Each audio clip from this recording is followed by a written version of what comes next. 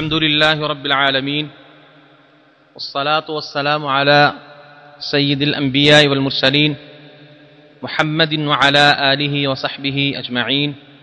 ومن تبعهم بإحسان إلى يوم الدين أما بعد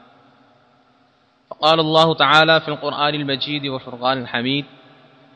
يا أيها الناس اعبدوا ربكم الذي خلقكم والذين من قبلكم لعلكم تتقون۔ اللہ تعالیٰ نے سورہ بقرہ کی اس آیت مبارکہ میں جو کہ احکام میں سب سے پہلا حکم انسانوں کو دیا ہے، وہ یہ بات کہی ہے کہ اے لوگو، اپنے اس رب کی عبادت کرو جس نے تم کو پیدا کیا ہے، اور صرف تم کو ہی نہیں، تم سے پہلے لوگوں کو بھی اس نے پیدا کیا تاکہ تم پرہیزگار بنو۔ انسان کی ہستی کا اگر تجزیہ کیجئے تو اسے دو حصوں میں تقسیم کیا جا سکتا ہے۔ ایک حصہ کو روحانی یا معنوی کہہ سکتے ہیں اور دوسرے حصہ کو مادی یا جسمانی کہہ سکتے ہیں۔ اس کے معنوی وجود میں عبودیت کا جذبہ کوٹ کوٹ کر بھرا ہوا ہے۔ یہ اتنا فطری اور زبردست جذبہ ہے کہ انسان کا سر خود بخود کسی کے سامنے جھکنا چاہتا ہے اور وہ جھکتا ہے۔ جس طرح آدمی کے اندر کھانے پینے کی اشتہا ہوتی ہے، اگر اسے صحیح غذا نہ ملے تو وہ چھالوں اور درختوں کے پتوں سے اپنی بھوک کی آگ بجھائے گا۔ اسی طرح اگر آدمی کے سر کو جھکنے کے لیے صحیح در نہ ملا تو وہ غلط چوکھٹوں پر فدا ہونے کا جذبہ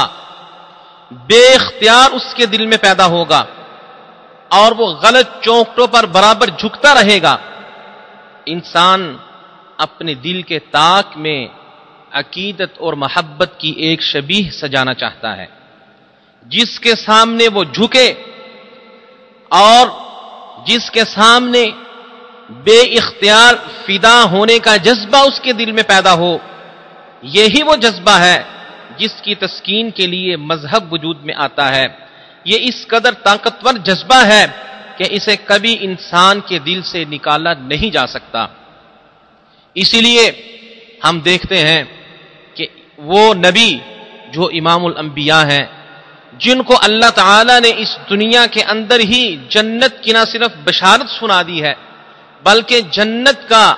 سردار بھی بنا دیا ہے، ان کو اللہ تعالیٰ نے قرآن میں حکم دیا ہے وَاعْبُدْ رَبَّكَ حَتَّى يَأْتِيَكَ الْيَقِينُ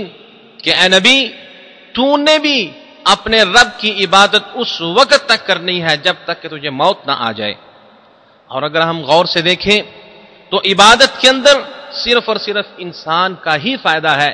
ورنہ اس دنیا میں انسان کے پیدا ہونے سے بھی کہیں پہلے فرشتے موجود تھے جو اللہ تعالیٰ کی حمد، تسبیح، تمجید و تقدیس کیا کرتے تھے۔